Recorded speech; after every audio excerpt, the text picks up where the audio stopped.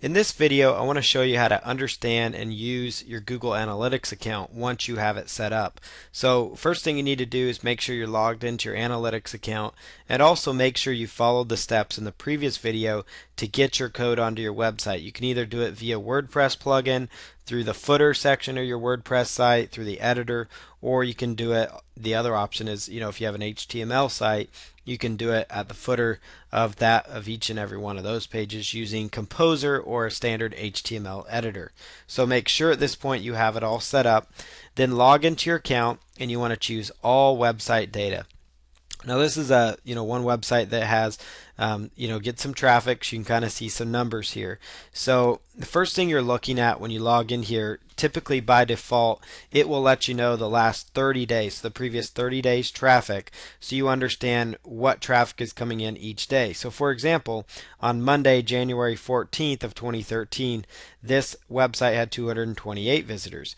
On Saturday, it had 99 visitors. So you can kind of see a pattern here. Interestingly enough, every Saturday there's fewer visitors that come to this website.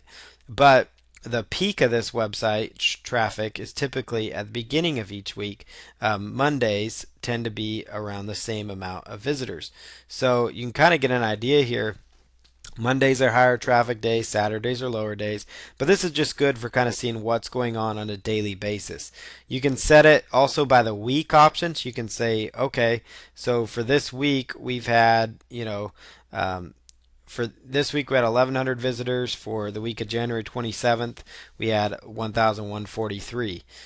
You can also go in here by month, so throughout the month traffic steadily declined throughout the month. So you might want to look at that and maybe say, hey, what's going on with that? Hourly, you can look at, what traffic is coming in by hour. So you can see like the peak hour would be, 1,800 hours. So at 12, I guess that'd be about, 12 o'clock. No, 6 o'clock. So 1,800 hours there. You can see Monday in the evening. That seems to be a pretty busy time, about that point. So you can see what hours tend to be busiest for you as well. I like the day view because it's a little easier to grasp, but that's what this chart means. You can set the date here, so you can go back to certain dates. So let's say we just want to look at last month, for example. Just click on apply and we can view all the traffic here for January. We can go with the custom range, which is yesterday or today, or let's say the previous 30 days. So we go in here, we can type in from January 17th to February, and then just come in here and say, let's say February, where are we at? The 13th is all it will let us go to, so let's just go January 12th then.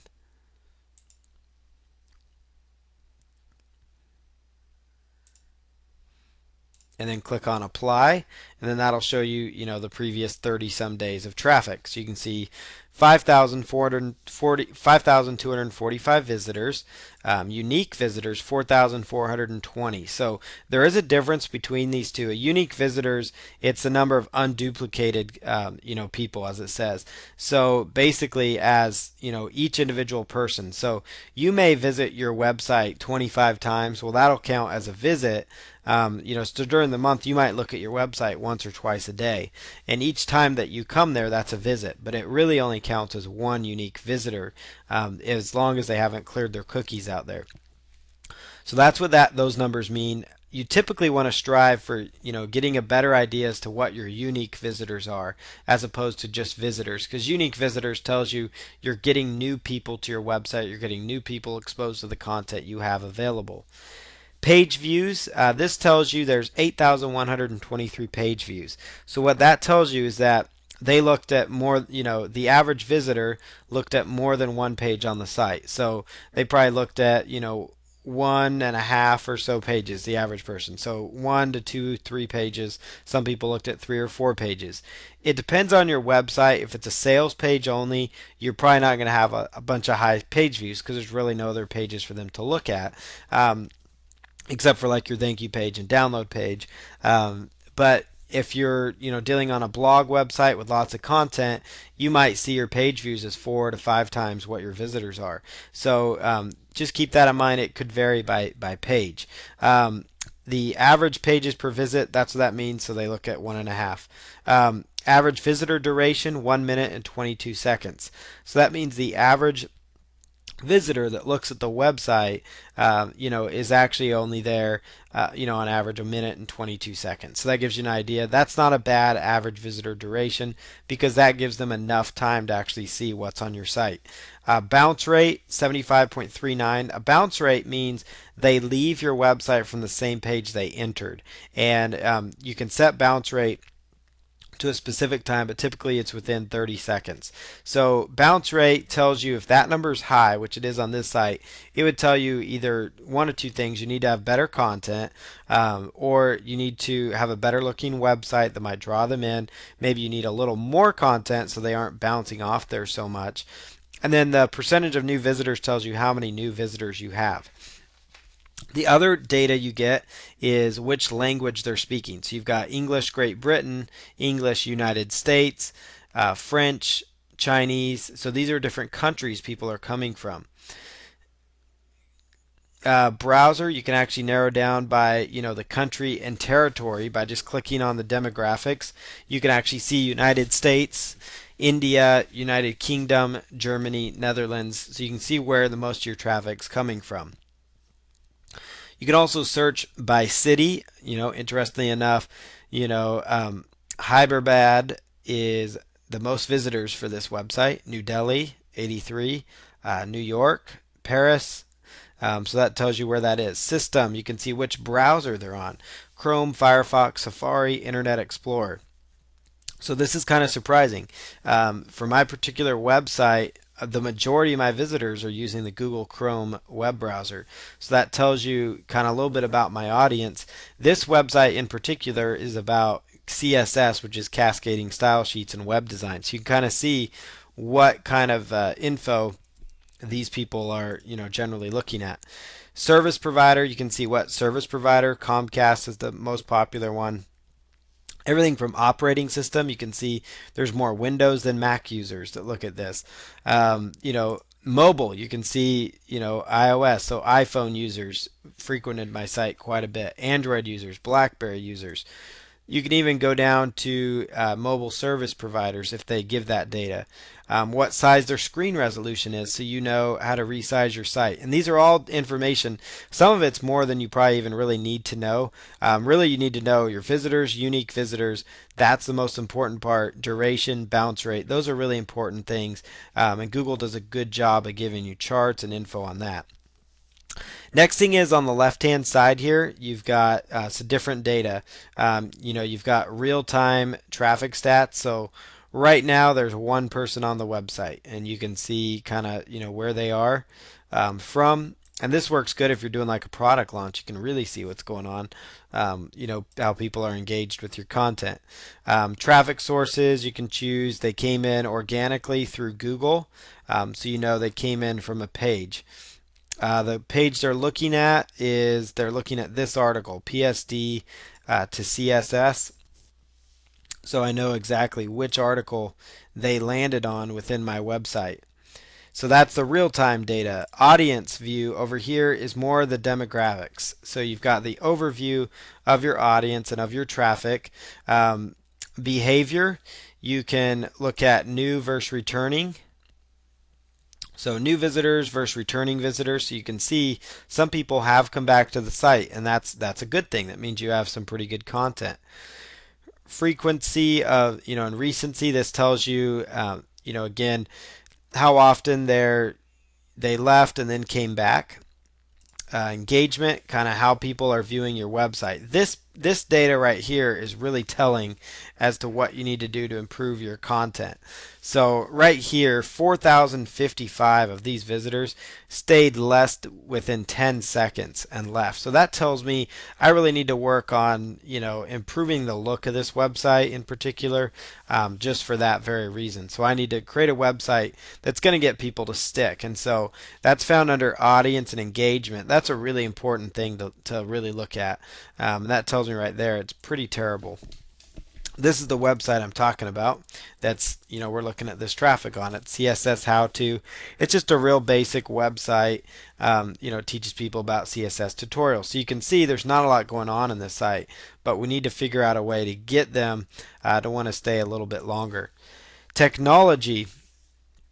We've got here the browser and operating system that was used. Visitors flow. This tells you how they navigated through your website. What kinds of things they looked at and landed on. So right here, a lot of the people came through to this PSD to CSS part 1, and then they move on to part number 2 here, and they dropped off after this, and then the second they went on to part 3 and 4. So you can kind of see how they're navigating your site, see if you need to improve things. Traffic sources tells you where your traffic's coming from, and that is, if you look at the overview here, you can see search traffic, you can see referral traffic, and direct traffic, which means they just typed it in. Referral traffic is links from other websites, and then search traffic again is people typing in keyword phrases. So you can see here people are typing in various keyword phrases like PSD to CSS, CSS calendar, calendar CSS, and those types of information. If you click here to view full report, you can actually get a better idea as to all the different keywords people found you for. So PSD to CSS, CSS calendar, calendar CSS, CSS from PSD. So like Photoshop, that's where your keywords are.